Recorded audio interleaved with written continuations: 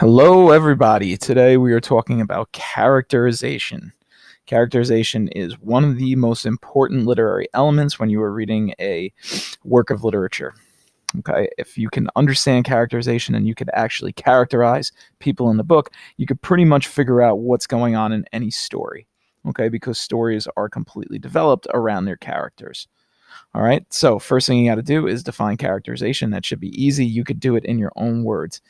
If you click the link, how does an author develop his or her characters? And you click this link, you will go to our characterization page, okay, where we'll get an in-depth look at direct versus indirect characterization. This is a very simple way of looking at how characters are indeed characterized by authors. Okay, you should know what direct and indirect are. Direct means you see exactly what happens, whereas indirect is you are not you are shown what's going on. Okay, you hear what's going on. You're not told directly what's happening.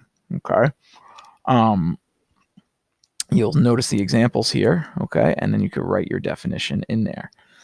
Now, once you've gotten indirect characterization, I just want to say, as far as direct and indirect go, it's very easy to characterize somebody. Another way you could look at this is what an author or what a character says or does, what is being said or done to the character, and then what is being said about the character. Those three things are how characterization happens. Within those three things, some of them fall into direct and indirect characterization. Okay, direct and indirect is the simplest way to look at it. So once you understand direct and indirect, after reading through here, you're going to go down to these examples.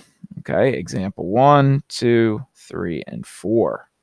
Okay, for each example, label whether it is direct or indirect, and then write what you learn about the character in the example. That is important to show that you understand your work.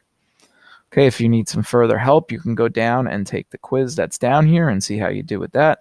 There are many other resources about characterization, but the key here is that you're looking for traits about a person in the story, okay? And you want to go beyond tall.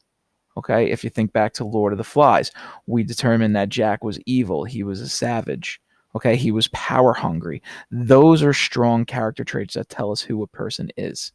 Okay, saying that someone is nice is more of an emotion, or saying someone, not an emotion, but saying someone is happy or sad is sometimes a momentary emotion. Okay, people are happy and sad all day, every day. You know, we go back and forth. To say someone is depressed is a much better way of describing a character, because depression is a state of mind. Okay, that has to do with mental health. So saying a character is depressed is a much stronger way of describing them than sad.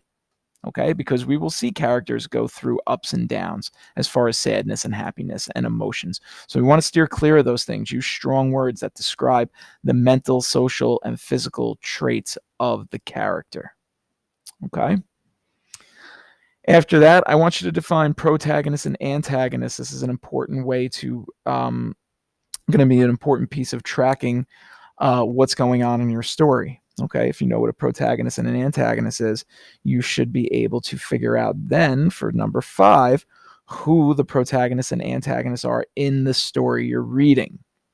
Okay, so just say who they are, who the protagonists and antagonists are in your story. Okay, and the last thing you need to do for characterization, well, sorry, there's 2 more things.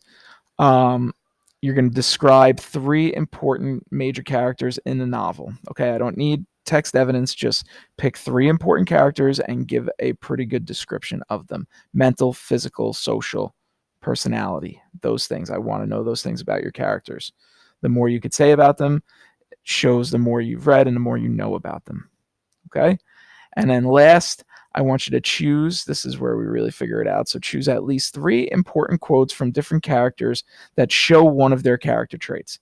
So of the 3 characters that you have here, copy and paste their names here, find an important quote for each character, and then type in the trait that that quote shows. You don't have to give an explanation, just give the trait that the quote shows. Again, we want to steer clear of emotions like happy, sad, okay, or nice, simple things like that. All right, give me strong character traits and include the page number where you found the quote. Okay, characterization. We're going to work on this for a couple of days. This is not a 1 day thing. This is probably at least a 3 day exercise. Okay, where you should be filling this out as you go. Okay, we should be reading and characterizing all the time. It's very important to understand our stories. All right, that's all we have. So we'll work on this probably actually for the next 2 days. Good luck. If you have any questions, feel free on Google Classroom. Okay, you could leave a comment for this. Have a good one.